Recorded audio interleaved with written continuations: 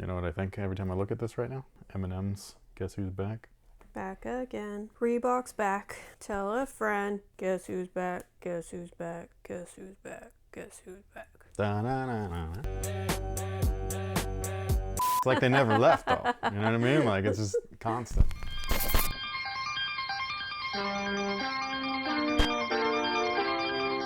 Yo, what's good guys? My name's Chris. Welcome back to the official WearTesters.com YouTube channel. Yes, we're back again with another Reebok question. These guys right here should be available right now, exclusively over at Foot Locker. They'll be available at Reebok.com later on, but for right now, if you wanted a pair of these, Foot Locker's your only option. We should have a link down below in the description box, per usual. But these are the vintaged version of the Reebok Question Red Toes. They come in a original style box, even though this is a pull-out box. They do come wrapped in Reebok paper, and then each one is individually wrapped so that the color does not migrate to the other shoe. Wow. Maybe it's because of your great Sense apparel, but the color looks so muted in comparison.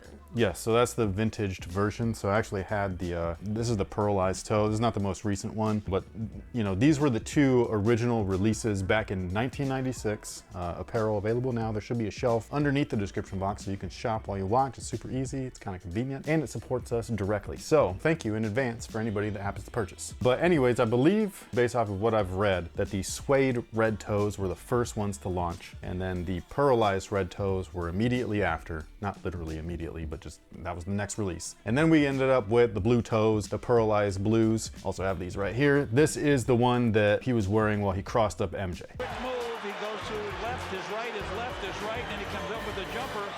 While he was wearing these gorgeous ass things, man.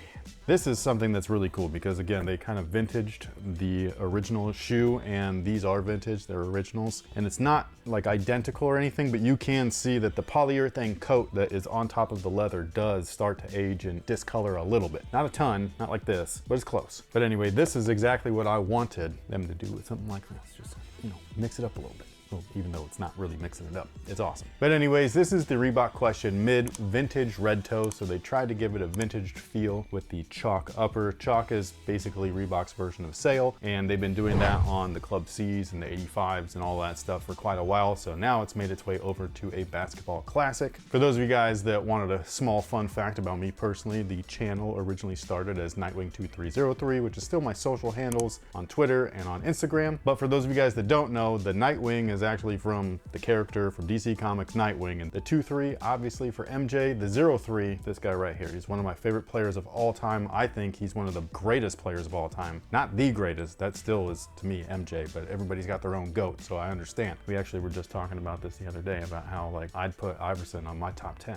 I just would. It was an interesting conversation. I tried to battle him as much as possible. I think it would be an interesting conversation no matter who I'd have it with, because I don't think a lot of people would have him on their top 10. But as somebody that plays basketball, or used to at least, and was small like this, played similarly, at least when I was younger, that was like my idol, man. Like I would just beat my body up because he did. And I just did anything that I could to win. And again, it was because of him, man.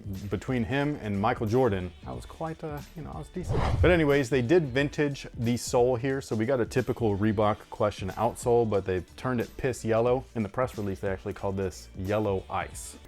Snow cone? But yeah, I do think that this is interesting because we did just talk about this in the Reebok pump, or the Reebok Question pump.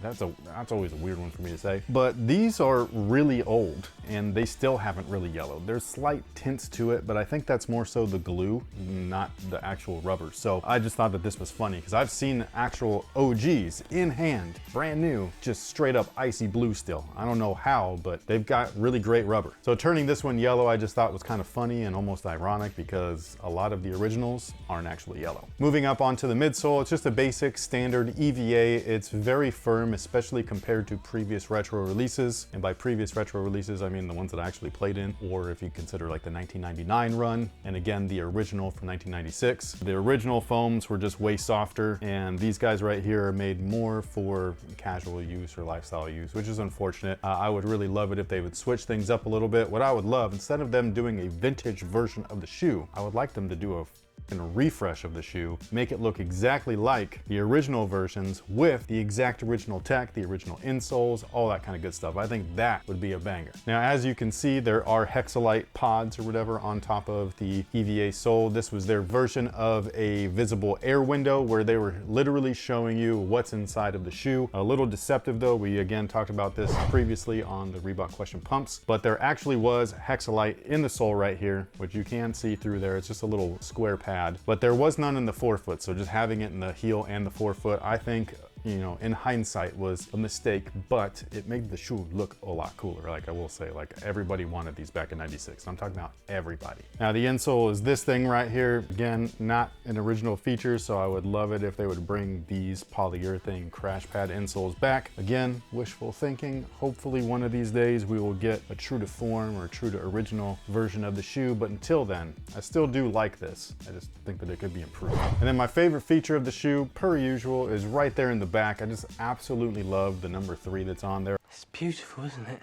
Now the upper is super nice quality per usual. Again, Reebok's material quality is bar none some of the best. I wish that other brands would take note with this because I would love to see this type of on every shoe that I buy. Unfortunately, it's not like that, but I guess if it was like that, then we wouldn't have much to talk about, would we? So yeah, I think that the leather looks great. They're nice, decently thick cuts as well. Again, it's that chalk color, so it's kind of an off-white or a sail. It doesn't look too bad, I don't think. I think that this is right in line with what everybody, like if you bought the Lost and Founds, even though if you complained about how they pre-vintaged the shoe and all that stuff and you still wear them, then this shouldn't bother you one bit. So love what they did with the laces. Again, they've done this a few times with previous releases or previous recent releases, but they put the 90s style laces back in there, man. Like I'm telling you, if you were around in the 90s and you were into sneakers, these laces were the everybody wanted something like this. Like they would put these in 12s, like the alternate colors. They would do it in the questions. I just absolutely love that they paid that much attention to that detail, which again makes me disappointed in this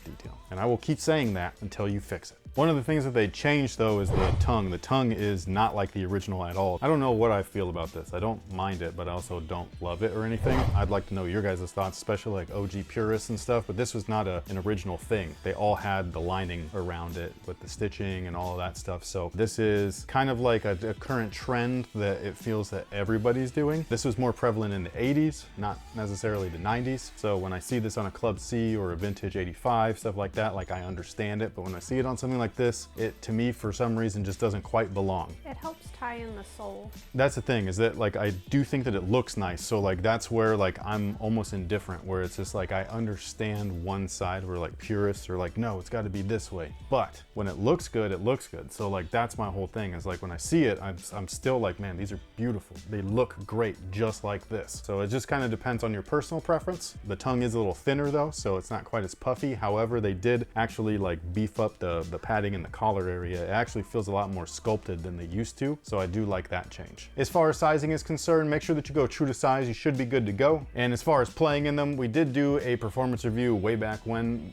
Would I revisit them? Probably not. It was not a great shoe then. It was just a fun shoe. It was more nostalgic than anything. Like it just felt cool wearing them, you know what I mean? So I probably wouldn't want to like be like, hey, go and play in these, but it is funny with all the cool offerings that Reebok does, especially their bringbacks. Every time that there's like an Iverson Classic or whatever, they're always wearing this shoe. So I do think that that's hilarious because it's still just their most iconic thing. However, Reebok does have a massive catalog. So if we can see something like this back again, I'm just saying, that would be awesome. But with all that being said, sound off below and let us know what you think about these. This is the Reebok question, vintage red toe, back again for the umpteenth time, but this time just a little bit different. Thank you guys once again, especially if you are here. We greatly appreciate you guys. I can't say that enough. So thank you so much for everything. We will catch you on the next one. So until then, have a good one.